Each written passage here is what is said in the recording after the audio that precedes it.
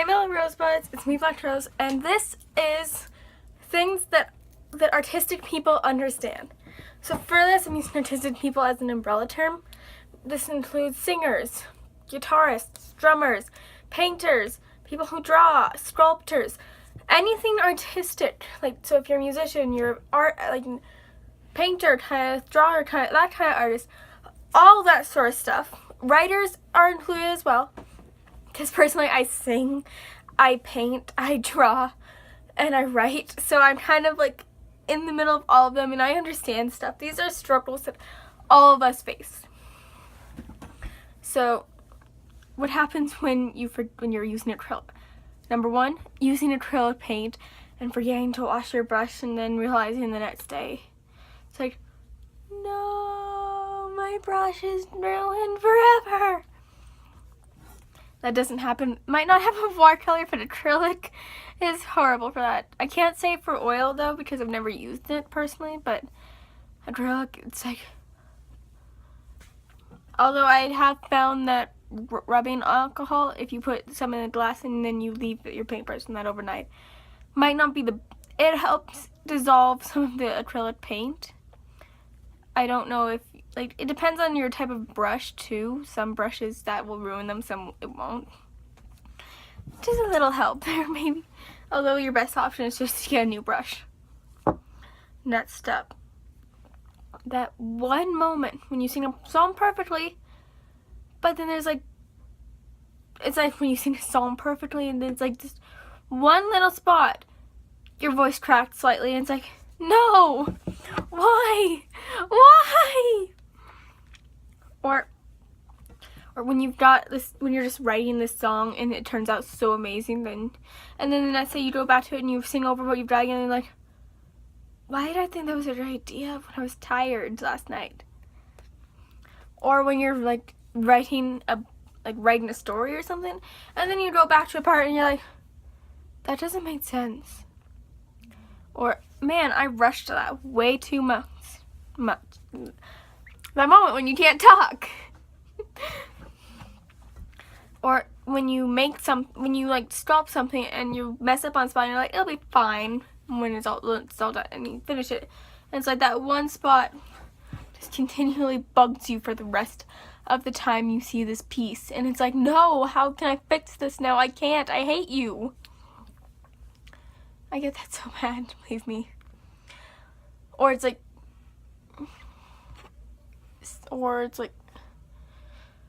you like draw something and you're like, this looks amazing, and then you put it, and then you store it away with your old art, and then like a year later you print it out and you see it again, it's like, what was I thinking? This is horrible. And then there's that one moment when you got this good beat going, and then one of your friends decides to come up behind you and it's like, boo, what's up? And it's like, and then you completely forget the beat, and I'm like, dude, seriously, you didn't even let me get a chance to like record it or write down or something to remember that beat. And they're like, sorry, jeez, just, you can remember it later. I'm like, you don't understand the struggles. You don't understand. Or for all those fashionistas out there, because like if you like design clothes, that's still a form of art. It's like you match two fabrics together, and you're like, in your head it works, and then in real life it's like, what was I thinking? I'm a monster at this point.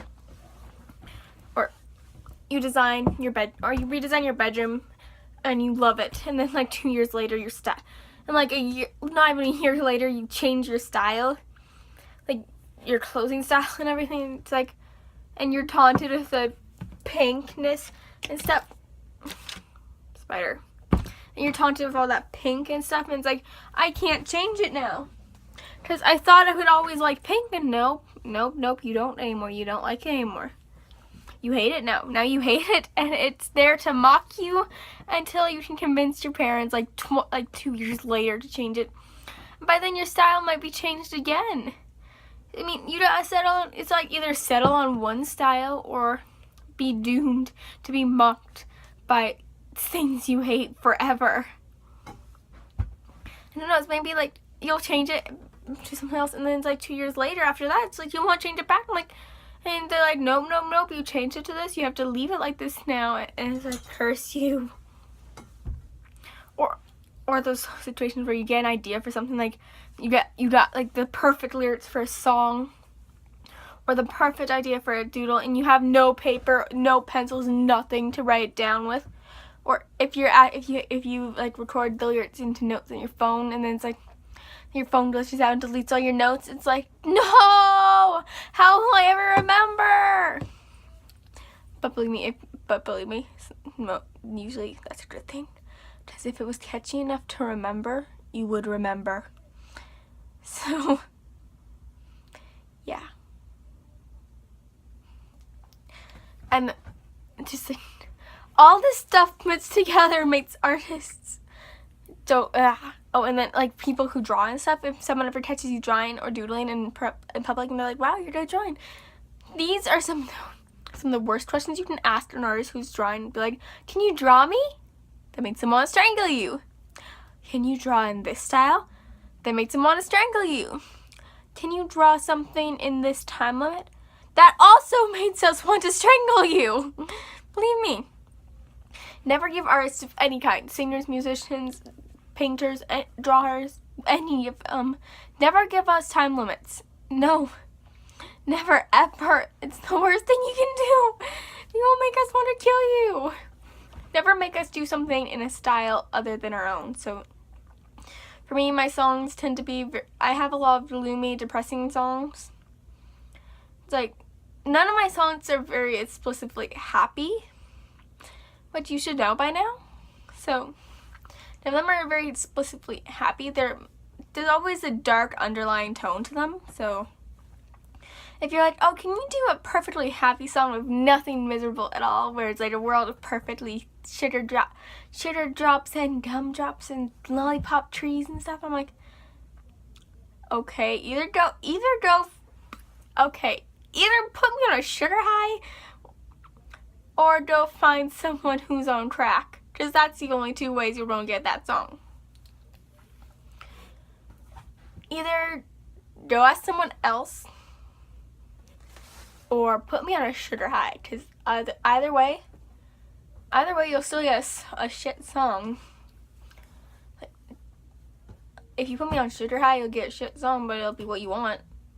I'm not saying that this peppy, happy songs are shit, but actually maybe that is what I'm saying. To me at least, oh well. And then, one of the worst possible things as a musician or singer you can say to someone is like, oh, so are you this? Oh, you play your music for them and it's like, oh, so you're this style, when you are clearly a different style. Like when you are a rock band and you get mistaken for screamo, you want to die. When you're a screamo and you're like metal and it's like, you want to die. Metal, rock, screamo, different types of music. They're all in the same sort of genre, but they're different types of music. Learn it, people. And not everyone likes pop music. And not everyone knows how to write freaking pop music. Nor does everyone like listening to pop music over and over and over again 1,000 times. So yeah, just a few. I guess these are artistic people pet peeves, I guess. And I kind of lost count of how many I said at this point. And this video is almost 10 minutes long. One of my longer ones. Anyway, yeah, just some things to watch out for in the world of artistic people. But yeah, anyway, see you guys later. Rock on. Goodbye.